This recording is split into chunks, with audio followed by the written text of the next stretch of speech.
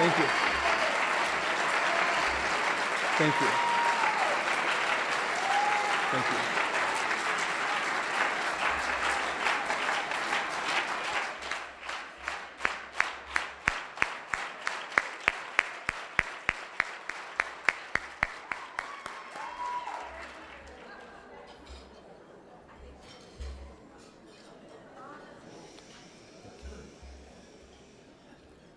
Thank you. I love that sound. I love that sound of unity.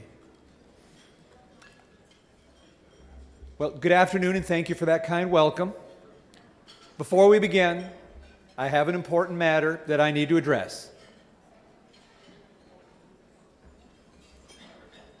It's only once a year that I get the opportunity to speak to virtually every chapter chair in the union all at one time, all in one place. So I don't want to miss this opportunity because it's important that you hear this. I have to, from the bottom of my heart, and on behalf of all of the teachers and the health and human services professionals at each and every one of your schools, thank you one more time. Thank you again for taking on the tough, thankless job of chapter chair right now at a time of unprecedented peril in our profession, under some of the most challenging circumstances in the history of public education. I've said it before, character and integrity are measured by the things that people do and the burdens that they take on when the times are toughest. The teachers and the students at your school and the future teachers and students at your school owe you a debt of gratitude for the work that you are doing today. And I have to thank you again.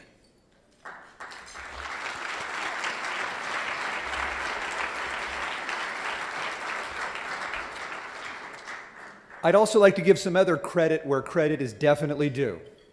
First, I would like to thank UTLA's outstanding professional staff for developing and delivering today's excellent core training modules. Professional staff, can I ask you to please stand up? Professional staff, please stand up.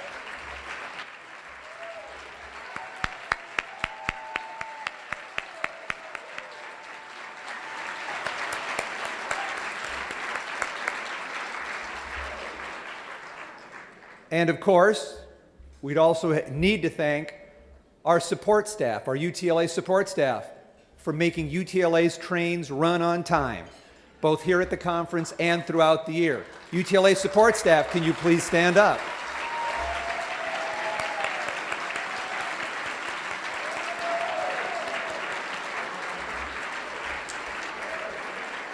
If you're wondering why only 2 or 3 people stood up, it's because they're outside, they're throughout the hotel, they're making this conference happen, and they're making this conference work. And of course, 1,000 thank yous to the Leadership Conference Planning Committee for making this event a success. I'd like you to stand up if you could. Leadership Conference Planning Committee.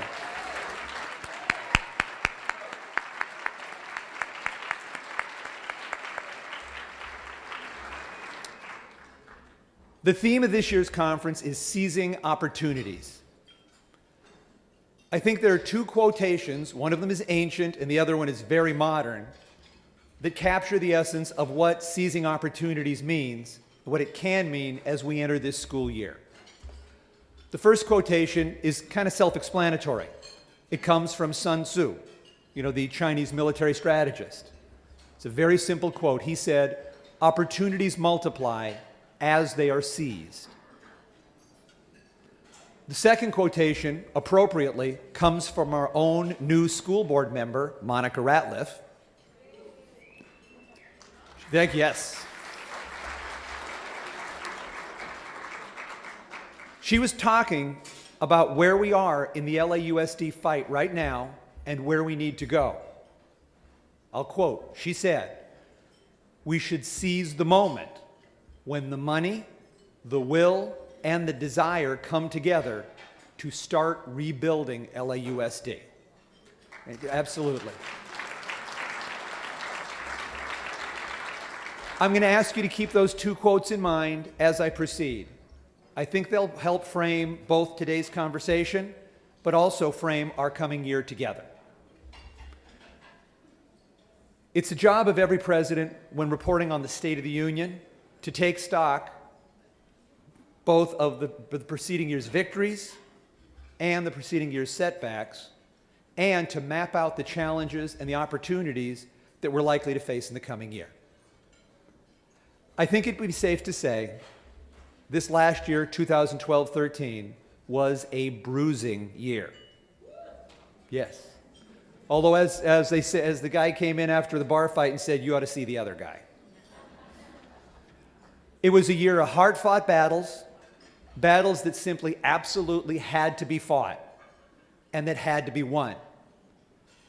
These were battles against the same anti-public education forces who've been trying to destroy us and to destroy all teachers' unions for the last several years. Last November's campaign to pass Prop 30 was, in a lot of ways, an existential battle for us and for public schools as we know them. Teachers from throughout the state, and I might add, we have representation here today with our president of CFT, Joshua Pechtold, if you could please stand.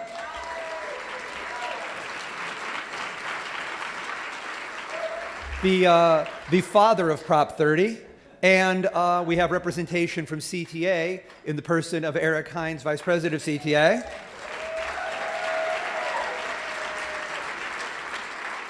Okay, I guess if you're the father of Prop 30, I guess you're the midwife of Prop 30. We actually brought it to delivery. Teachers from throughout this state battled and fought until we got Prop 30 adopted.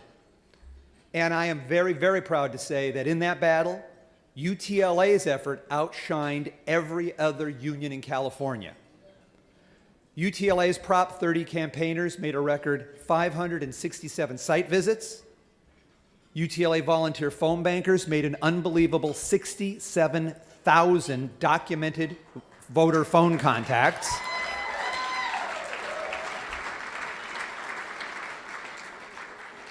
And UTLA's precinct walks accounted for thousands and thousands more contacts and thousands more votes. Can I ask every person in the room who volunteered on the Yes on 30, No on 32 campaign, I'm just first going to say that you deserve a heartfelt thank you, not just from your colleagues, but from current and future parents and students throughout California. California schools were facing the abyss, and you stepped up. Can everyone who volunteered on the 30 and 32 campaigns please stand?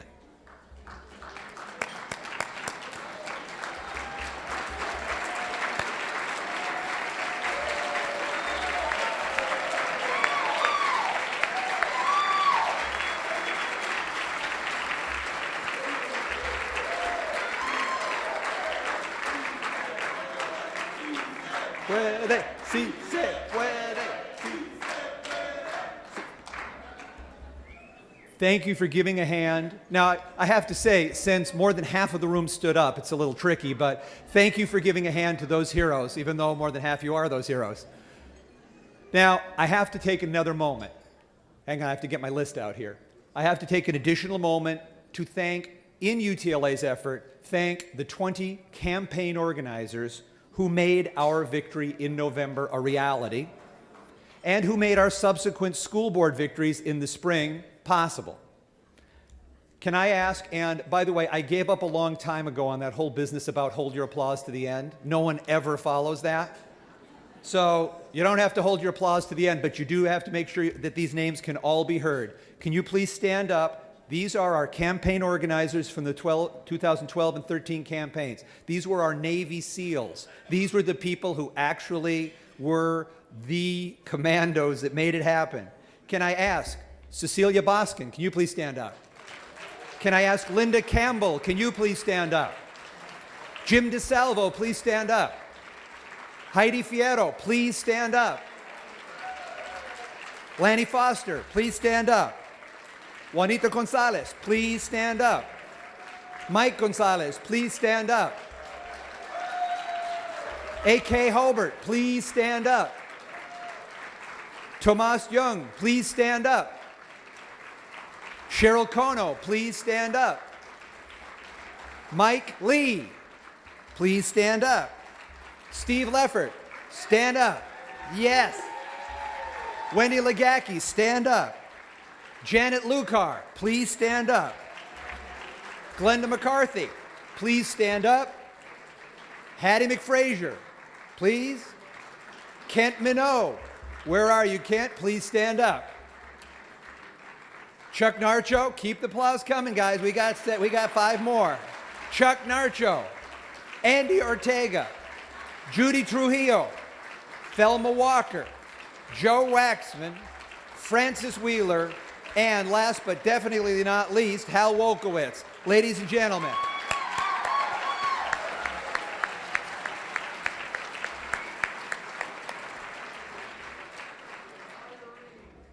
Now, we have one last thank you going out on the Prop 3032 issue. We have to thank our 2 field generals from last November's battles.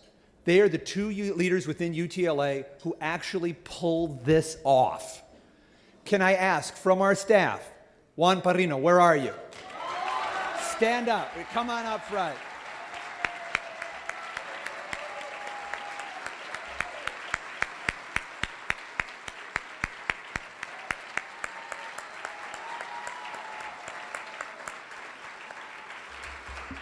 And from our elected leadership, from our officers, can I please ask the other field general, Greg Solkovitz, our UTLA Secondary Vice President, can you please come forward? Can you please come forward? Come on, Greg.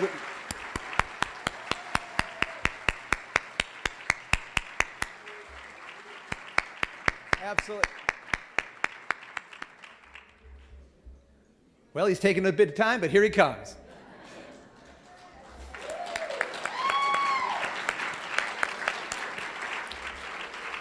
The Battle of 30 and 32 happened all over California, but things can't happen in California unless they happen in LA. And I will say once again, come on up, Juan. Come on up, Juan. Yeah, I know, yeah, I know. Mr. I don't want credit, but ladies and gentlemen, I know your hands are getting tired, but they were getting tired at 1, 2, 3 in the morning throughout those months.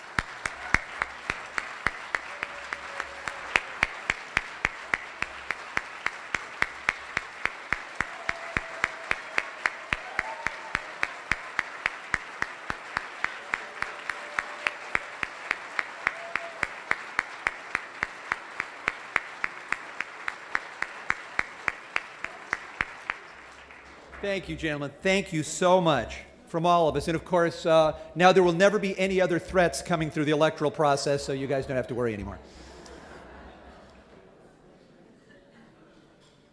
Okay, we've already seen concrete benefits from the first infusions of Prop $30.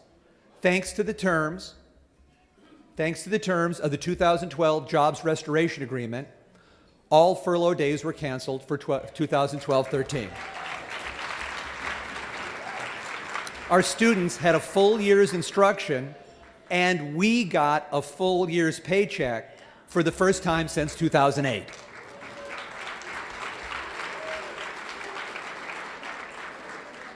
And then there's the very serious matter of pink slips.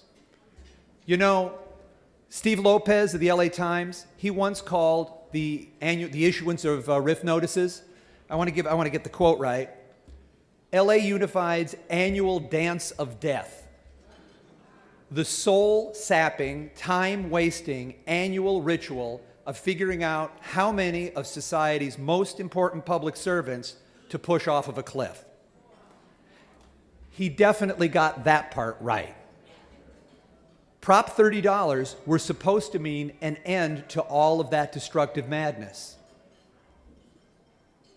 But amazingly, last February, after the passage of Prop 30, I have to make time for after the next 2 words. After the passage of Prop 30, the superintendent,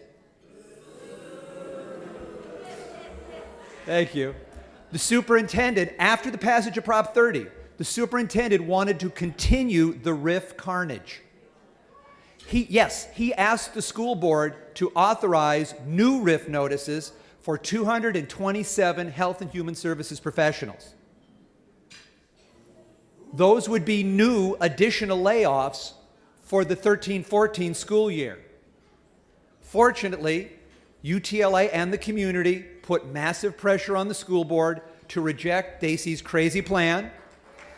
And, by the way, you know who led that fight, Bennett Kaiser.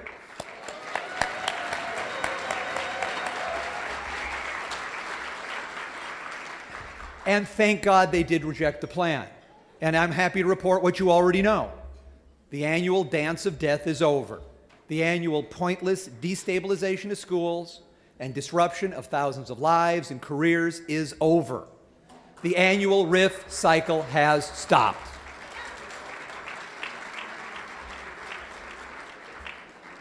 But those 227 health and human services professionals, the story of those 227 almost RIFed educators highlights a very important and a very, very troubling fact.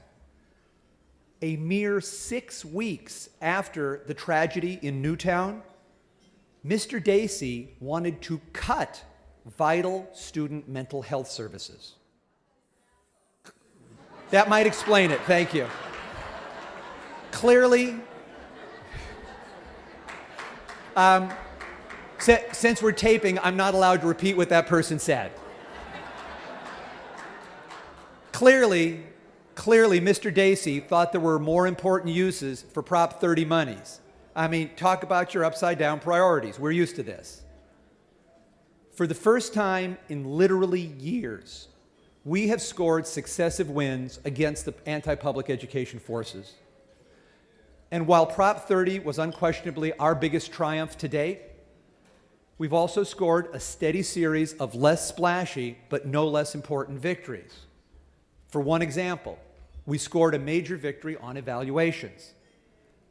Just to remind you, the phony reform types tried to use the courts to impose a Chicago-style evaluation system based on individual VAM scores for each LA teacher's eval. But we beat them at their own game. We out-argued them in court. And by the way, when I say we out-argued them in court, is Jesus Quinones here? Thank you. Stand up, Jesus.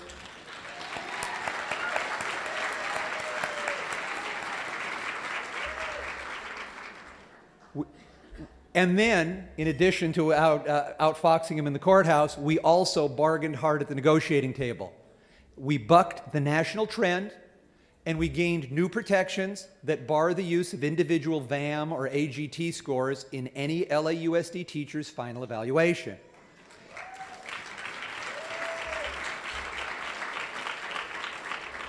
Even Diane Ravitch, who is the national leader in the fight against the use of test scores in teacher evaluation, even she called the agreement, and I'm proud to say it, she called it possibly the most sophisticated evaluation agreement that I have seen, that she has seen. She also said, that's right, she said that agreement assures that test scores will not be overused, will not be assigned an arbitrary and inappropriate weight, and will not be the sole or primary determinant of a teacher's evaluation. I take that as very high praise when it comes from Diane Ravitch. But, absolutely. But keep in mind, that came from the phony reform types trying to use the courts to force something down our throats. Now, I know that some of you were uneasy about voting to ratify last December's evaluation agreement. You, I think quite correctly, assumed that the district could not be trusted to keep its word and to abide by the explicit protections that had been negotiated. I know you all remember this, the superintendent even tried unilaterally to impose a 30% test score rule on all evaluations, despite what he had agreed to and what the Board of Education had ratified. Thanks to the quick work of our excellent UTLA professional staff, we were able to give every chapter chair an evaluation rights toolkit containing the necessary tools and the necessary information to counter Dacey's attempted end run around the negotiated agreement. And it worked. According to our own UTLA official grievance files, The number of below standard stalls issued in spring of 2013, after the protections of the agreement were in place, was actually smaller than in the previous year, I should say. There were 181 negative stalls in spring of 2013 versus 184 negative stalls in spring of 2012. And only a handful of those 2013 stalls contained what they call impermissible use of test data, and in each one of those cases, grievances were filed and the negotiated protections have held up. But, thank you. But that success wasn't just won at the bargaining table. When we bargained that at the bargaining table, when I was at the bargaining table, when Betty was at the bargaining table, when the other officers were at the bargaining table, we fought hard. But when DC tried his end run, it was you, chapter chairs, who held the line and who made sure that the agreement was enforced and that your members were protected. We gave you the tools, but you did the work. Again, thank you.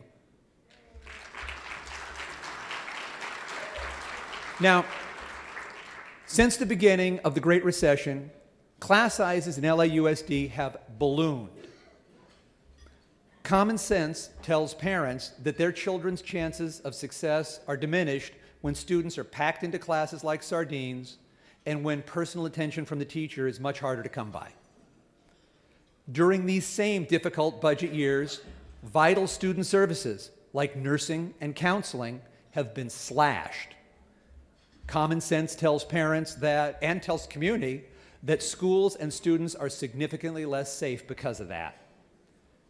And when you add to these cuts the district's intentional and targeted decimation of health education, arts education, adult education, early education, physical education, you get the idea that maybe some people in the district are against that second word. When you see all those targeted intentional cuts by the district bureaucracy and you see the widespread reduction of professional librarian services, it's plain to see for both teachers and parents that the instructional experience of every child has been very severely diminished. Parents in the community know that their children are, to a clear and measurable degree, less well off today than they were 5 years ago. They want to see that situation fixed, and they are looking to us, the professional educators, to articulate a vision of how to reverse those harms and how to repair the system. And we all know that, despite what the phony reformers say, unsafe and instructionally harmful conditions that we and our students are enduring every day cannot simply be conjured away with tablet computers or some sort of teaching and learning framework.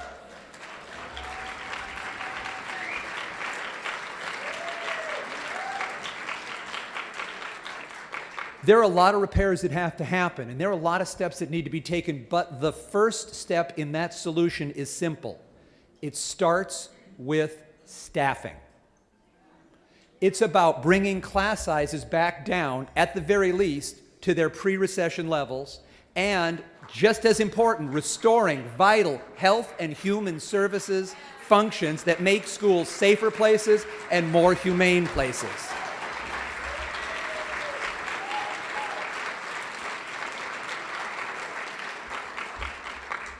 And the very first step toward accomplishing that goal is, just like Bennett Kaiser said this morning, is by bringing back our laid-off colleagues.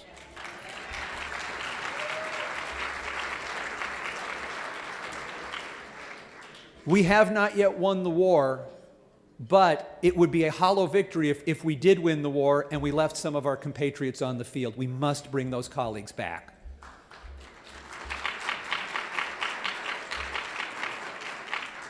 The district still literally has hundreds of our RIFT colleagues on the rehire list, without a contract, hoping and waiting for a placement and a return to permanent contract status. But you need to know something. Under the California Education Code, Once those educators reach the 39-month point on the list, once they've been laid off for 39 months, by operation of law, they drop off the list and they lose their entitlement to being rehired. The teachers and the health and human services professionals who were RIF'd in 2009 have already dropped off the list. And the 2010 RIF people are slated to drop off when school opens in the fall, actually literally on September 30th. While they are on the list, lowering class size levels brings them back. And restoring HHS staffing levels, health and human service staffing levels, brings them back. Once they're gone, once the 39-month point hits, once they're gone, they're gone.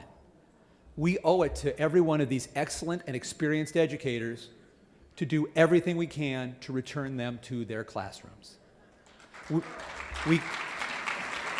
We cannot truly close the book on the RIF era until we have brought those colleagues back. Now, the current widespread and systematic understaffing of LAUSD classrooms, particularly secondary classrooms, yes, is one of the reasons that California as a state is near the bottom of the states in per pupil funding. LAUSD is also one of the major reasons that California as a state, that our counselor to student ratio is among the worst in the nation. We cannot allow the deplorable staffing conditions that have arisen during the current recession to become somehow the new normal going forward, especially not when the voters enacted Prop 30 with the clear expectations that those dollars would go to the classroom. Like I mentioned a few moments ago, we know this past March 15th, LAUSD issued 0 RIF notices to permanent certificated employees. However, and this is a very important thing we need to keep in mind, according to the first interim financial report, which is on file with the LA County Office of Education, between Norm Day of 2012 and Norm Day this coming month of 2013, LAUSD's K-12 enrollment is projected to shrink by 22,672 kids. If we stay at current norms, that number of lost students translates to approximately 839 fewer teaching positions. That means unless the norms are lowered and class size is reduced, many hundreds of fully qualified teachers will be forced into the displaced teachers pool. This would be a waste of both teaching talent and of district dollars. The school board took a major step toward addressing that issue this last June 18th. When they adopted a resolution that was moved by Bennett Kaiser, thank you, and by Dr. Vladovic, and by Steve Zimmer. The motion was entitled, and I want to get the name right, Creating Equitable and Enriching Learning Creating Equitable Learning Environments for All LAUSD Students. And the main thrust of the motion was to make class size reduction and full health and human services staffing one of the centerpieces of district budget development over the next 3 years. While we're all grateful to those 3 school board members for stepping up and for making class size and full staffing a priority, the impetus for that motion and that focus came directly from the UTLA membership. This last April, the members of UTLA overwhelmingly voted to adopt what we call the Initiative for the Schools That LA Students Deserve. Yes, absolutely. The initiative is a roadmap that will guide us as we continue to take the fight to the district and to ensure that the promise of Prop $30 is kept. The Initiative for the Schools LA Students Deserve lays out a series of issues and goals that teachers and communities can readily agree are indispensable parts of a quality education, such as safe and clean schools and an end to excessive testing. Absolutely. And critically, in the initiative, it makes engagement with parents and the community on those issues a central part of the fight. UTLA's first action in fulfillment of the goals outlined in the initiative was our May 14th rally for smaller class size and fully staffed schools, which was held outside of Beaudry. The subsequent passage of the Kaiser Vladovic Zimmer class size resolution was a direct result of that concerted pressure. Absolutely. The initiative also recognizes that as the California economy slowly improves and as the stream of Prop $30 slowly increases, we can and must, as a union, move beyond our annual cycles of what I always call survival bargaining. Now, survival bargaining, that's what we and other educators across the country have been trapped in during the 5 years of the Great Recession. Moving forward, with the victories we've already chalked up, moving forward, our demands must reflect rising expectations, both of ourselves and for our students' educational environments. And finally, the initiative calls for escalating militant actions to fight for the demands of that campaign. I've informed the district that our members have spoken. UTLA will soon be issuing formal demand to bargain letters in the following areas: reduced class size,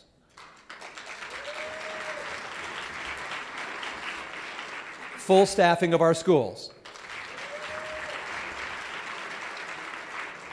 restored funding and staffing for early ed and adult ed,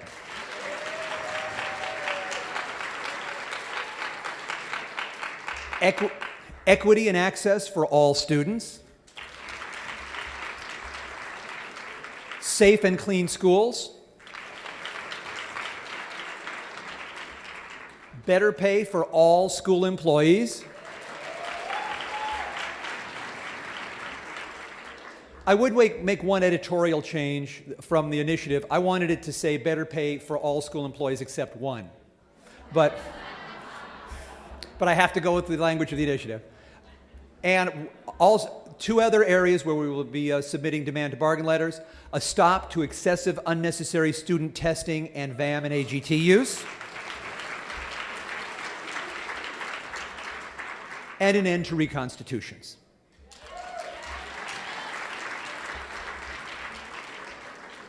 I will appoint working groups consisting of chapter chairs and members of the UTLA board and house to develop and to recommend to the House of Reps the specific language of our demands in those areas, as well as plans for specific militancy actions and parent and community outreach strategies to turn these demands into reality.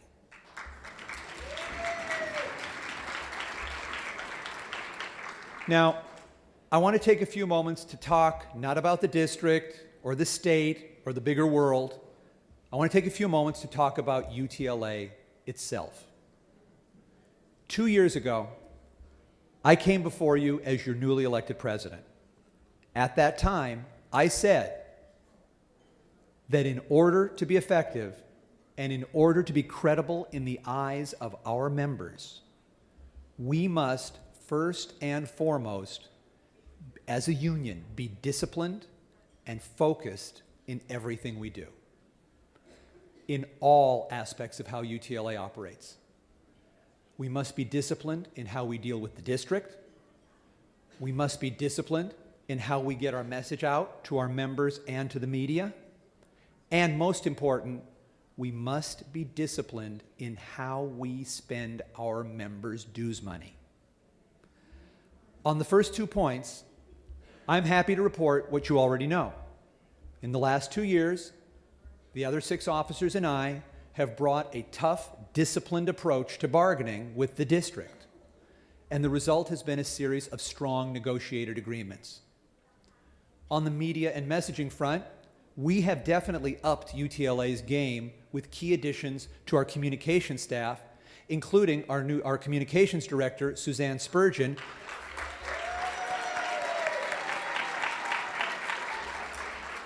And by the way, talk about a wonderful hire. Suzanne, prior to coming to UTLA, was a bureau chief for CNN. Are you here, Suzanne? No, Suzanne's up. There's Suzanne. Give a wave. Give a wave, Suzanne. Thank you.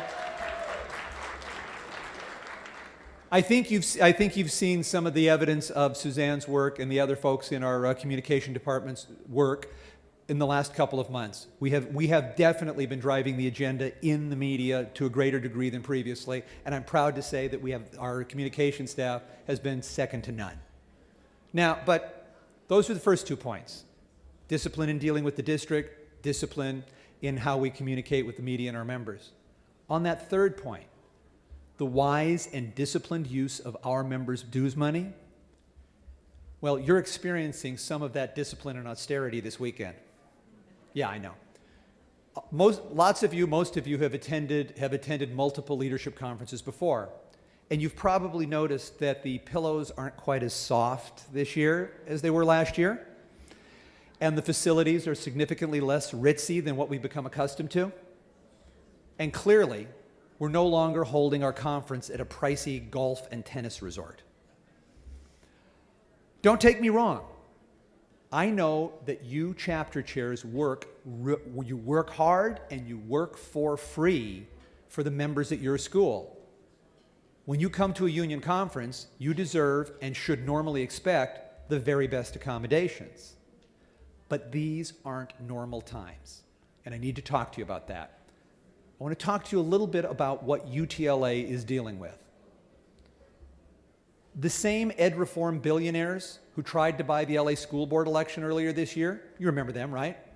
Okay, good. They're also doing everything they can to financially cripple big, powerful teacher unions like UTLA. I'm just going to give you a couple of examples of how they're doing that. Every month or so, Eli Broad or some other billionaire initiates another well-funded legal challenge to our basic rights as educators. Last year, it was Doe versus Dacey, which was an attempt to get the courts to mandate VAM-based teacher evaluations.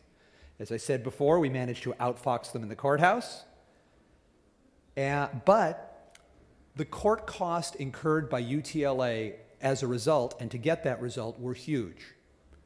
And this coming year, we got a bigger one coming. This coming year, the billionaires will be funding a case called Vergara. Look for it in the papers. It's an attempt to get the courts to simply eliminate tenure protections for teachers and health and human services professionals.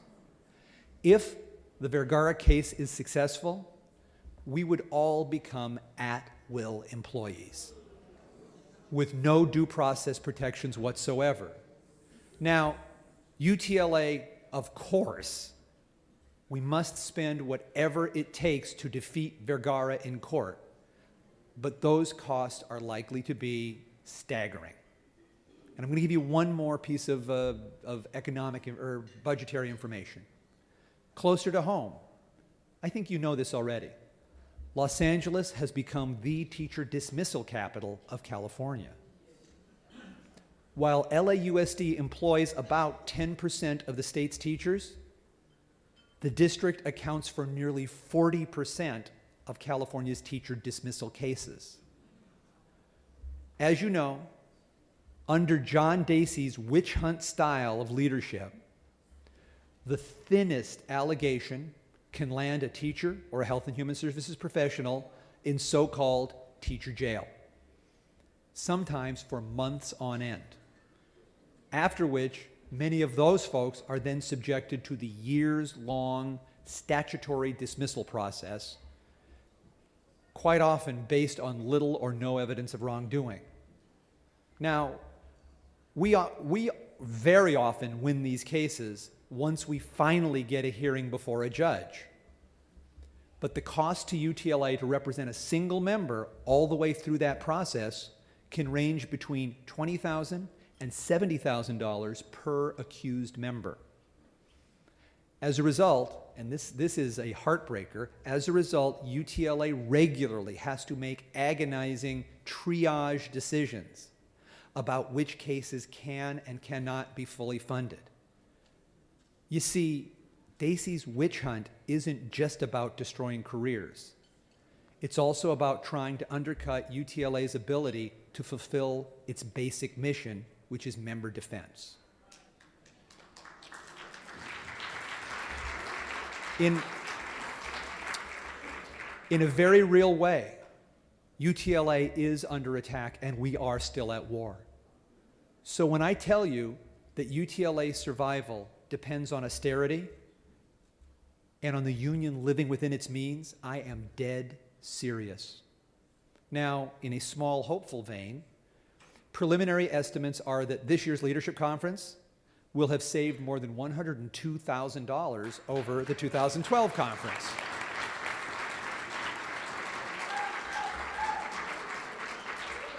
And so I want to make sure we give many thanks and congratulations for that difficult penny pinching experience. I want to make sure we give lots of congratulations to UTLA Vice President MJ Roberts and the conference committee.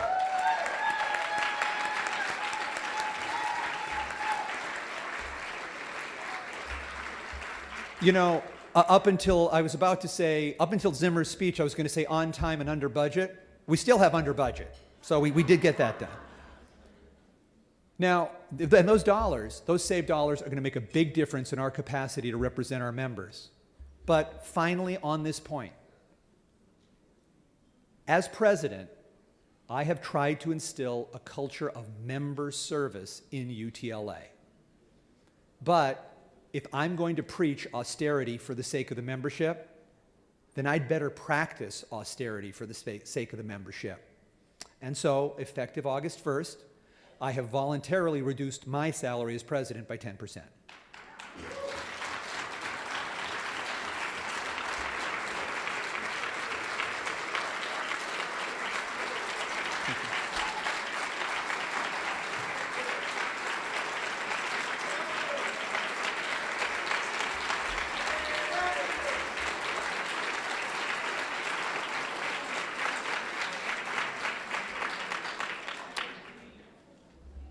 You know, when we talked about the district chop from the top, well, sacrifice has to happen at the top first. And this reduction will remain in effect until the UTLA budget returns to the black. Thank you. Now, for way too many years, the teachers and health and human services professionals, and most important, the students of LA, have had to live and work and learn in a district where school board president Monica Garcia was calling the shots. During the Garcia years, sorry about that, during the Garcia years, when she was board president, our district was the nation's foremost mecca for bad ideas and destructive educational policies. And always at her side, implementing those bad policies and slashing vital programs, was America's #1 cheerleader of the phony reform movement, our superintendent, John Dacey. Now, while Ms. Garcia and Mr. Dacey remain with us, they no longer hold the near monopoly control over the district that they did just a mere 2 or 3 months ago.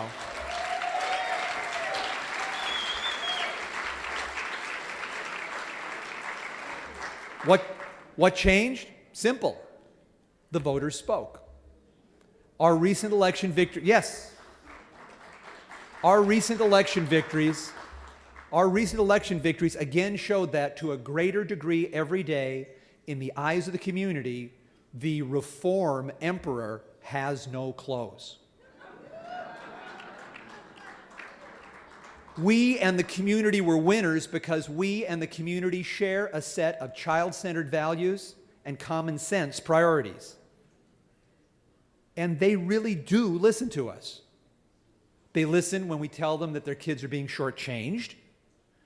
They listen when we warn them about art cuts, library cuts, and the latest one, I can't believe, special education cuts. Absolutely. How more ridiculous can a cut be? It's amazing. But it appears that the public listens when we tell them that this district is headed in the wrong direction.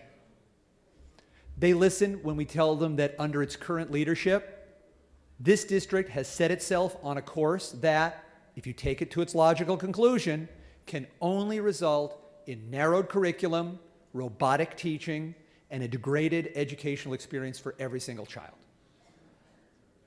And you know, when UTLA published the results of our recent stull of the superintendent, parents in the community took note. Daisy earned a pitiful 1.4 on a scale of 5. In GPA terms, that would be an F.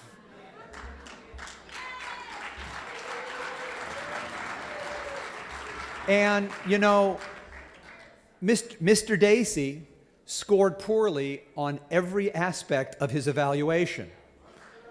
He earned his lowest marks for, and this is not going to surprise you, employee morale and spending district money wisely. Not exactly a surprise in either case. It was, after all, I love saying this, it was, after all, a data-driven evaluation.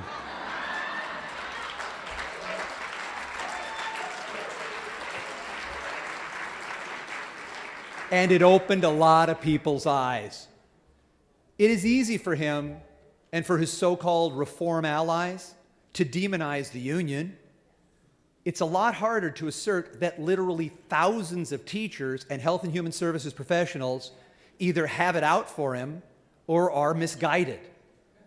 Even in John Dacey's world, we can't all be bad teachers. Now, in this one sense, as far as who's in charge and who's leading the district, the future of LAUSD, and I guess by extension, the future of John Dacey, is in the hands of the school board. He's still superintendent today, but as Suzanne taught me to say from the news business, he's still superintendent today, but UTLA will keep you posted as this story develops.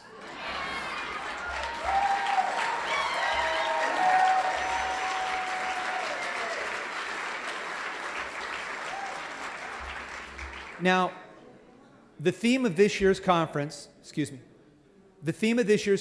is seizing opportunities.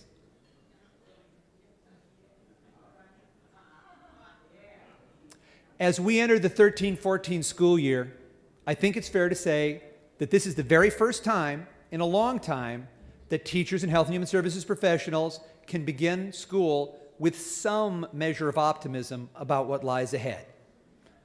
That's not to say that we're out of the woods in any way. Nirvana has not arrived. The profiteers in the education reform industry are still out there trying to monetize schools, trying to monetize students, and trying to replace you, apparently, with an iPad. And we still, for the moment at least, I got to get this out, we still have a superintendent who clearly is more comfortable scolding and scapegoating and demeaning teachers than he is in supporting us or, God forbid, listening to us. But nonetheless, even with those challenges, we have begun to clear away the rubble and the destruction that was the result of 5 years of savage budget cuts. And although our students and our schools and our profession have taken a lot of hits, the district survived, UTLA survived, and public education in LA survived. But you know, yes, absolutely. But you know it and I know it. This district could not possibly have survived without the repeated sacrifices of one group, us. For year after year during the Great Recession, the teachers and health and human services professionals of LAUSD made real, painful, deep economic sacrifices in order to keep the district afloat. In a very, very real way, during each of those years, when we voted for furlough agreements in 09, 10, and 11, when we voted to take on the burden of saving the district from itself. We didn't do it for the district. We took on those sacrifices for the sake of our colleagues and for the welfare of our students. And we did that. It was painful, but we did the right thing. And now we have every reason to expect, with the district slowly moving into the black, that the financial hits we have taken the last 5 years will be acknowledged, and that the district leadership will take affirmative steps to essentially pay us back for the pain we have endured. It is time to talk about salaries. It is time to talk about a raise.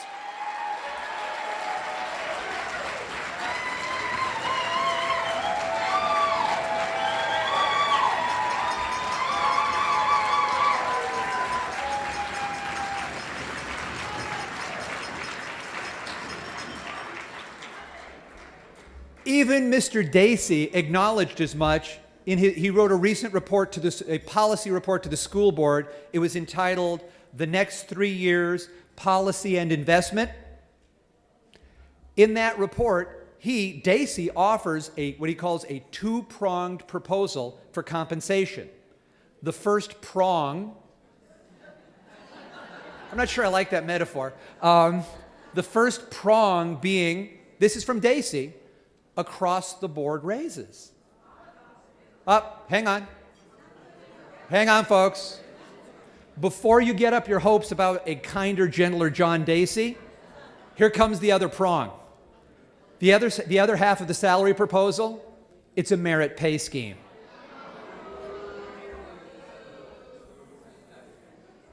Nonetheless, this is important, nonetheless, when even Beaudry administration is openly talking about pay raises, it's clearly a moment of opportunity.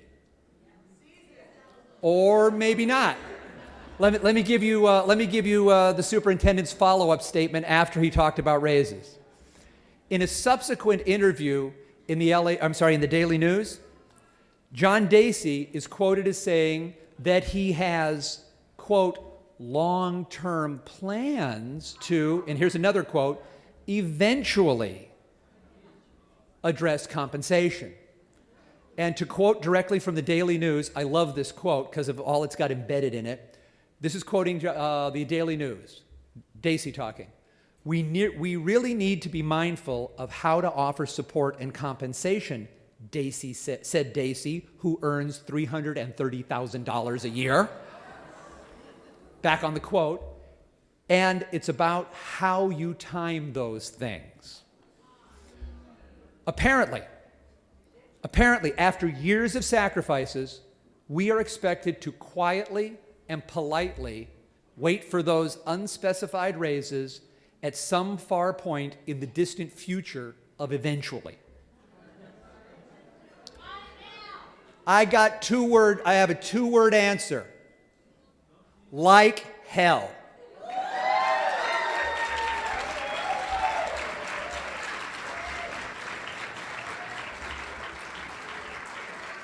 This is a moment of opportunity. It would be nice if this district had leadership who honored our work, but we don't.